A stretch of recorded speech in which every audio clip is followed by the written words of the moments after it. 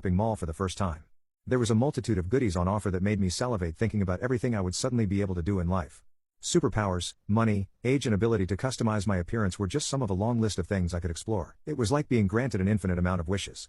Except I soon realized there was a price for all of them. Life points. Having no idea what this was exactly or how much I had myself, I clicked on Power of Flight to see whether I could afford it. I went to a checkout screen which promptly informed me it was out of my price range. In fact, I had 0 life points. There was another message on this screen though. It was a tip. It so kindly shared with me that life points are accrued by completing the game and may therefore only been used on replay mode. My initial excitement of being able to fly around shooting laser beams while fighting crime was replaced with a sudden sadness. I started to really comprehend what was happening. Again, I was in a freaking video game. What is life? Who am I?